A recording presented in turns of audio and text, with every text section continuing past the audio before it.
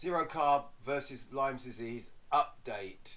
I have been on a zero carb diet now for I can check this out, but I think it's pushing 5 months now. I'm gonna write that down. 5 months. Month 4 to 5 has been absolutely very difficult. Absolutely the most difficult thing. You know, I've been on sort of like a die off a Herx thing for the last four weeks at least. It started, and I thought it was just going to come up to the new moon, and I thought, oh, when the new moon comes, I'll be back on my feet again. And I sort of said, yeah, we've been through this 1,000 times before. We know what's happening. Blah blah blah blah blah. Let's just take it as it is and just ride this one out. But it didn't ride out. It just carried on, and we went round to the thing. I've had moments I've had moments where I'm not feeling so bad, but they're very short. But I mean, at the moment, I've got glands up all the way here, all the way here, all the way here. For some reason, I've never had that before. So during the Herx, I've got Herx sort of like things. I feel things, but to be quite honest, there is no painless way of getting rid of Lyme, is there really? I mean, the zero carb thing, like, it will, I think it's going to be the least painful way of getting rid of Lyme, as opposed to a painless way of getting rid of Lyme. You have a bacterial load inside you when you have chronic Lyme's disease. Basically, the problem is when you first get Lyme's disease, like, you get Lyme's disease. Oh, you've got Lyme's disease. Okay, right. It's hit it with some amoxicillin. 2 weeks of amoxicillin. Wipe it out. Gone. Okay, great. That's fantastic. Like, but if you get Lyme's disease and you do absolutely naff all about it for 2 years, they've had 2 years to get themselves into you and sort of like basically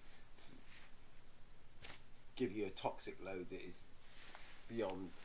If you kill them all off at once, you end up with septicemia and things like that and dying.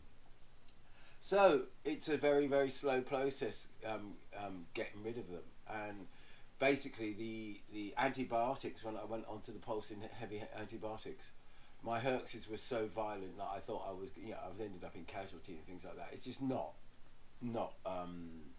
too violent, and you're gonna get septicemia. You're gonna die.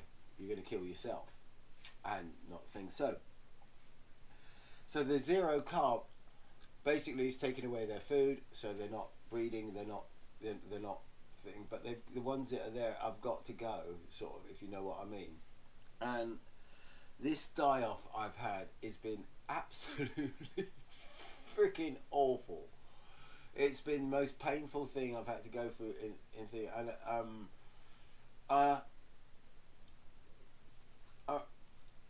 I've been worried, that it's never ever going to end. But I hopefully it's going to come out. I'm going to kind of come out at the end. I mean, it's been a long time now.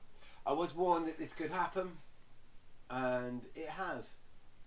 But each day, hopefully, my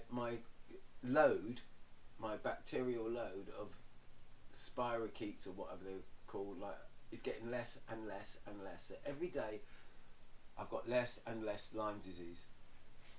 That's my hope. So I'm sticking with the zero carb. For that, I'm going to stick with it for a year, and hopefully by that time I should have some knowledge whether it's going to absolutely really help or not. It has helped. It's made my life a lot better. But this last month is it's been as bad as anything really. But the pain, the thing, bish bash bosh. I've done 2 days without painkillers. Well, no, not 2 days. I haven't done 2 days without painkillers, have I? Because let's think. I think I did. I relented last night and hit some cocodamols because I was just and so yes. So zero carb versus Lyme, really, really difficult month 4 to 5. Really, really, really difficult. Hopefully 5 to 6 is going to be a bit of an improvement. But, you know, let's keep fingers crossed and let's keep everything going, okay? Take